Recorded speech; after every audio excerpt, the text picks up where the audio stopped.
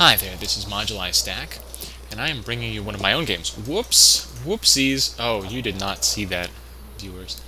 I am bringing you one of my own games today. This is on Blistering Sands, one of these fun maps that everybody was excited about when they first saw the StarCraft 2 Alpha.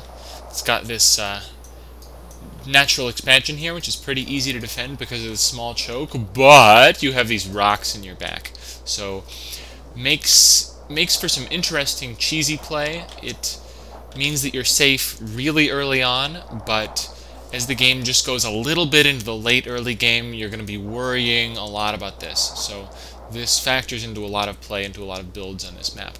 I am here, of course, in the upper right as the red Zerg, and my opponent, of course, the only other player on the map, in blue as the Protoss, NTO.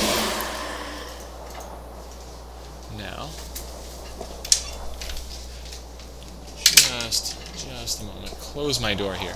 So this is probably going to be the last game that I upload before I go on Christmas break. So not going to see very much more from me for a little while. Of course, that doesn't matter much since very few people are watching my videos right now. Anyways, right now this is just a big experiment for me, getting used to the equipment, getting used to casting games. And I am going to be improving the sound quality a lot, and I will probably just delete all the videos that I have on YouTube right now and make some more that will be much higher quality, more preparation and things like that.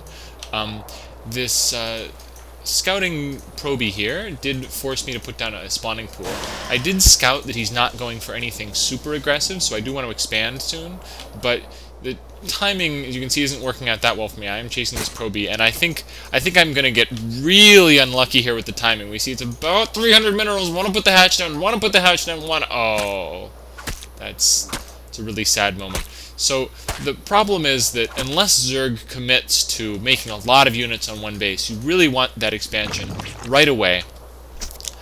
Just so you can start getting the creep spread out, so you can start securing this area. And on this map especially, I really want that expansion fast, just now. I want it now. I want it a minute ago, because I want to start actually pushing out to this area, so I can defend both of these positions at once. Now, I do see that he has put down his cybernetics core without making any units first, and I really have to say I love seeing this as Zerg. You Protoss players out there, it's so worthwhile to just chrono boost one early zealot and send it to the Zerg's base. It's so worthwhile because you can catch them really off guard. Of course, he does know that I do have the pool down, and I'm getting my queen, as you can see, and some gas, probably for Zergling speed.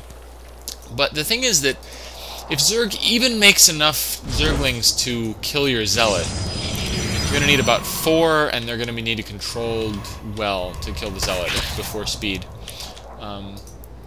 Oh, unfortunate probe control there. He is going to lose this probe.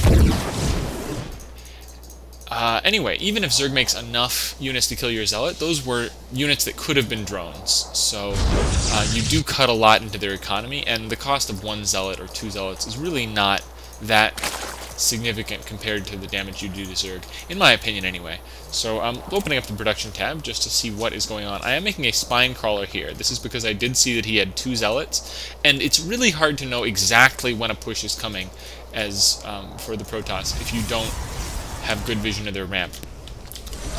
The vision of the ramp, you can see usually where they're spending their chrono boosts. So for example, this is a piece of information I would love to have right now, seeing that he is chrono boosting the cybernetics core, which is going to indicate that he wants warp gates as quickly as possible. This could mean a number of different things. Now we see that he has 3 gateways coming up, so this is not as really all-in aggressive of a build as the 4 gates that we see a lot. But this is still a fairly aggressive thing to do because we see that he is making units. He is not going for that expansion right away.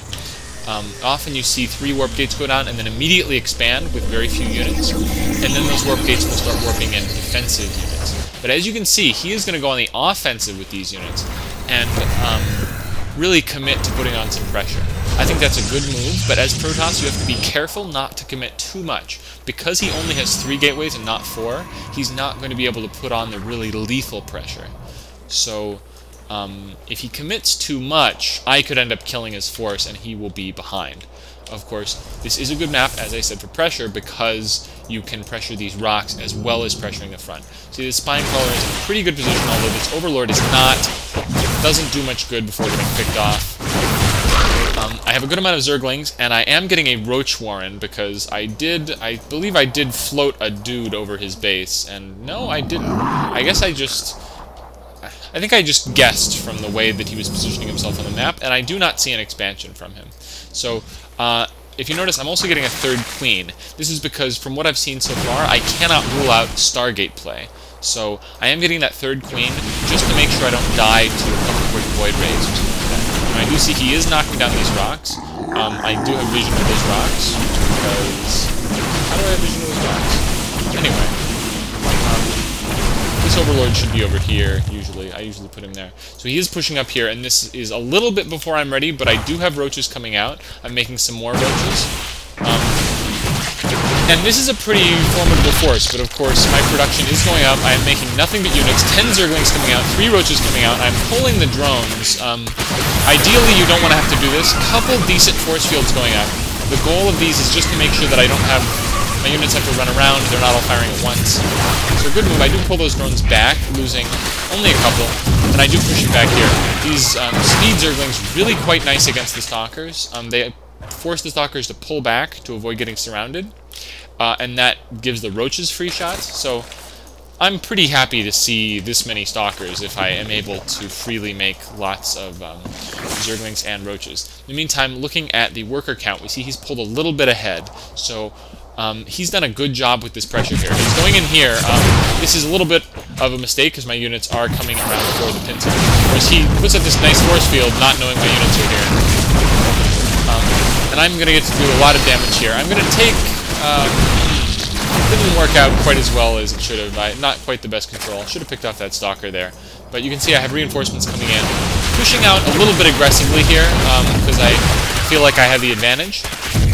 It's important not to push too far off of creep, because your units do move slower, you have fewer options, you cannot retreat as easily, especially these roaches. Before they have speed upgrade, they are really not very effective fighters off of creep. I believe they're the same speed as Hydralisks off of creep, that is non-speed roaches, so really not ideal for fighting out in the open unless you're really sure you have an advantage. Now he's pushing it again, and I think this is a mistake. I think he really should hold back on the aggression. We see that he is getting this expansion, but he's a little preoccupied, so he has not transferred any probes. Gotta transfer those probes! Gotta transfer those probes! He's focusing on these units, but these units are not going to do very much. He has achieved his goal of pressuring me and forcing me to get a lot of units. He needs to sit back and macro now. He's not... There are some probes, finally, getting made out of only one Nexus. He is transferring. He's pulled back slightly into the lead in workers. I do have a really solid ground army now, though, and I can really start getting up to perfect saturation. See, pretty good saturation in my natural, pretty terrible saturation in my main, but looking at the production tab, I am getting some key upgrades. I'm getting that Overlord speed, that's for scouting. I'm getting the +1 attack upgrade, the missile attack for roaches. Oh, and a little engagement over here I was missing. I'm actually going to rewind just to see that as clearly as possible. Now, we see that he is just out too far here, and that allows me to cut across here, and this is not the kind of position you want to engage in. Those force fields are nice, they do delay the roaches a little bit, but that's not going to do very much. His sentry count is not high enough, he doesn't have enough energy in the sentries to do much more than that. These, a couple of Zealots does force me to push back a bit. Because these roaches don't have speed, once the Zergling cover is killed, you usually want to pull back against as many Stalkers when you're off creep, because you just cannot micro. By the way, I'm going to try to get used to moving the camera like this, because I hear that's more pleasing for the viewers. Also takes a little more focus for me, but I will try for you guys, because this probably looks a little bit jerky. Now we see that I am moving my forces out into the center of the map here. I would like to get more map control because I want a third base as quickly as possible. Now, probably my next objective is to knock down this pylon and take a third base here. I don't have the time to take out these rocks, which is kind of funny. It might make sense to send just a couple units to take out these rocks so I can get the gold in a bit. But here I'm putting some pressure back on. I'm not really planning on rushing up into his main, but I do want him to feel pressured.